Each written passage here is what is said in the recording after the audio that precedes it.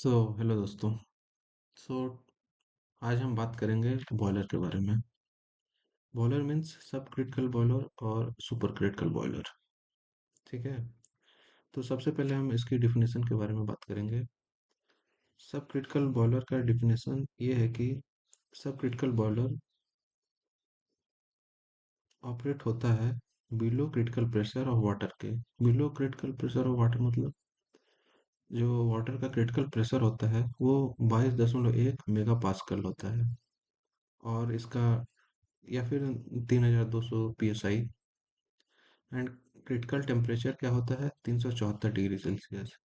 सो जो भी बॉयलर है वो इस क्रिटिकल वाटर के क्रिटिकल प्रेशर और टेम्परेचर के बिलो काम करता है।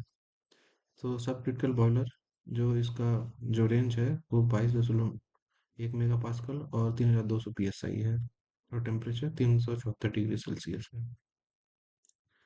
सब क्रिटिकल बॉयलर में इसका फेज अगर हम लोगों को डिस्टिंग्विश करना है तो वाटर एंड स्टीम दोनों को एग्जिस्ट करते हैं इन बॉयलर में।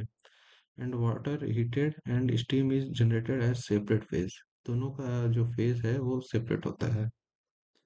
और यही हम अगर सुपर क्रिटिकल बॉयलर के बारे में बात करें तो यह 22.1 मेगा पास्कल और 374 डिग्री सेल्सियस के ऊपर ऑपरेट होता है। और इसका फेज जो है इसमें जो है वाटर जो है phase direct direct super critical fluid without boiling बिना बॉइलिंग के फेज चेंज करता है। एंड इसमें ड्रम की जरूरत नहीं होती है जैसे कि बताएं डायरेक्ट ये वंस थ्रू होता है एक बार ट्यूब से सुपर हीटेड स्टीम हमें मिलती है। And water is directly converted into superheated steam. So एक और बात मैं बताना चाहूँगा। जो जैसे कि हम अगर प्रेशर और टेम्परेचर को बढ़ाते जाएं तो हम लोग का इंथैल्पी भी बढ़ता जाएगा।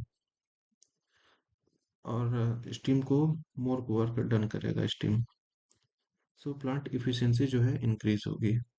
Now modern power plant are using high pressure and temperature steam to reduce cost of power generation, क्योंकि पावर जनरेशन का कॉस्ट कम करना है ताकि ज़्यादा से ज़्यादा प्रॉफिट हो सके। अगर इसका जो मेन फायदा क्या है कि जैसे हम लोग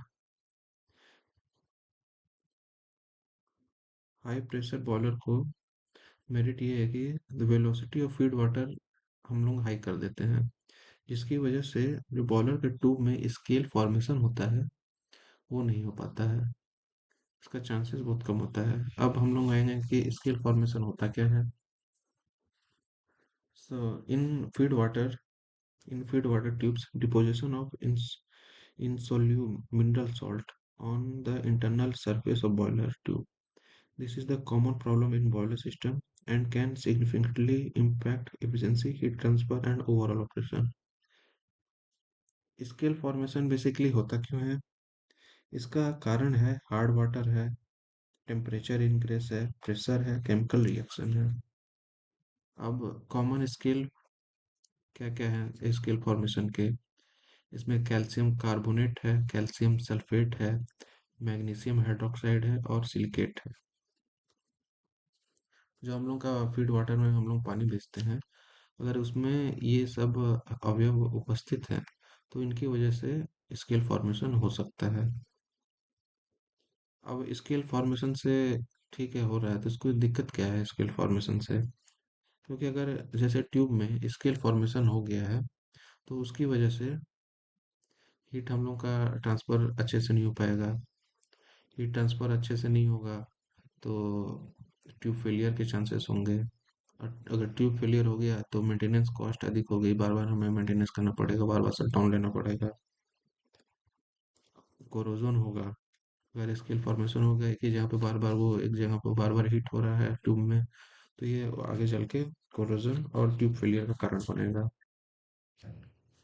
अब हम लोग क्या करें कि स्केल फॉर्मेशन हो ही ना, तो उसके लिए हम लोग वाटर ट्रीटमेंट करेंगे। Softness to remove calcium magnesium ion. And deionisers use करेंगे और रिवर्स ऑस्मोसिस प्रोसेस करेंगे। अब इसको हम लोग केमिकल ट्रीटमेंट के द्वारा भी हल कर सकते हैं। Adding phosphate and clinical agents, regular blow down देंगे, प्री फीड वाटर को पहले से प्रीहीट करेंगे एंड वाटर क्वालिटी को मॉनिटर करते रहेंगे। अब मान लीजिए अगर स्केल फॉर्मेशन हो गया तो उसको दूर कैसे करना है। तो इनके तीन तरह के उपाय हैं। पहला है मैकेनिकल, दूसरा है केमिकल क्लीनिंग और तीसरा है हाइड्रोब्लास्टिंग। तो मैकेनिकल क्लीनिंग में क्या है कि स्क्रैपिंग और ब्रशेस की सहायता से हम लोग उसको रिमूव करेंगे। केमिकल में हम लोग हाइड्रोक्लोरिक एसिड और EDTA, EDTA means ethylene diamine tetraacetic acid, to dissolve scales. और हाइड्रोब्लास्टिंग में क्या है, हाइड्रोब्लास्टिंग में बेसिकली हम लोग हाई प्रेशर जेट का इस्तेमाल करेंगे, जिसकी हाई प्रेशर जेट को ट्यूब के अंदर हम लोग मारेंगे, जिसकी वजह से ट्यूब जो है हम लोग का क्लीन हो जाएगा।